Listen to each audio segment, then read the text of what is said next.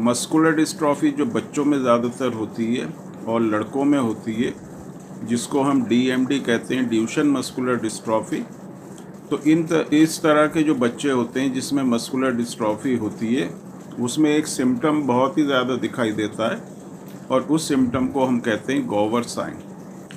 Gower sign का मतलब है जब बच्चा नीचे बैठ जाता है और जब वो बैठ के उठता है तो उसको उठने में परेशानी होती है, क्योंकि अक्सर DMD में क्या होता है कि जो थाई की जो मसल्स होती हैं और जो हमारे शोल्डर की मसल्स होती हैं वो बहुत ज़्यादा वीक हो जाती हैं। थोड़ा भी ज़ोर अगर आप इन मसल्स के ऊपर लगाएंगे तो ये मसल्स सपोर्ट नहीं करती और ऐसे बच्चों को फिर बहुत ज़्यादा परेशानी होती है। वो अपने आप जो है उठ नहीं सकते, उनको सपोर्ट लेना पड़ती है। और आपने देखा होगा जो ड्यूशन मस्कुलर डिस्ट्रॉफी DMD के जो बच्चे होते हैं वो जब बैठ के उठते हैं तो अपने घुटने के ऊपर हाथ रखते हैं, घुटने की सपोर्ट लेते हैं और तब वो उठ जाते हैं। तो इस तरह का जो घुटने पे हाथ रख के जब उठता है बच्चा, इसी को गॉवर साइन कहते हैं। ये एक बहुत ही पेक्यूलियर सिम्टम होता है DMD मस्कुलर डिस्ट्रॉफी का।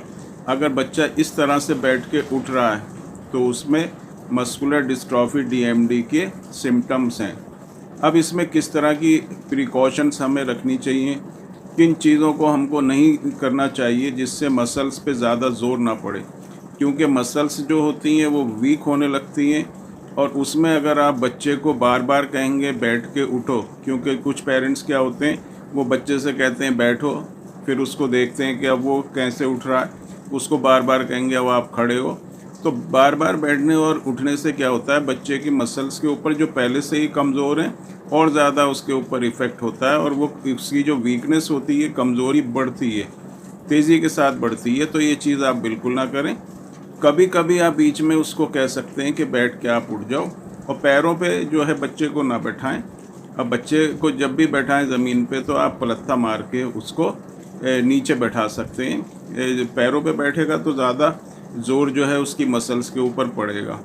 दूसरी चीज़, जीने पे बार बार उसको ना कहें कि ऊपर चढ़ो और नीचे आओ। अगर बच्चे को आप इस तरह से कहेंगे कि जीने पे ऊपर चढ़ो फिर नीचे आओ, तो उससे भी मसल्स के ऊपर जो है इफ़ेक्ट पड़ता है, ज़्यादा ज़ोर पड़ता है और मसल्स जो है उसमें जो टूट फूट होती है, कमज़ोरी बढ़ती है।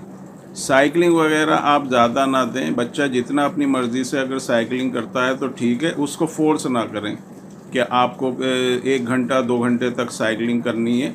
इस तरह से नहीं, बच्चा अपनी मर्ज़ी से अगर साइकिलिंग करता है तो वो ठीक है, ज़्यादा उसको नहीं करना। और जो एक और जो बहुत ख़ास चीज़ आपको ध्यान में रखनी है, जो शूज़ होते हैं, ब्रेसेस शूज़ जिसको कहते हैं, जो कि पूरे एक तरह से सपोर्ट होती है नीचे से लेके ऊपर तक, पूरी टांग जो है बच्चे की वो शूज़ से कवर रहती है और उनकी कुछ तरह की बेल्ट होती हैं जो कमर को बांध के रखती हैं।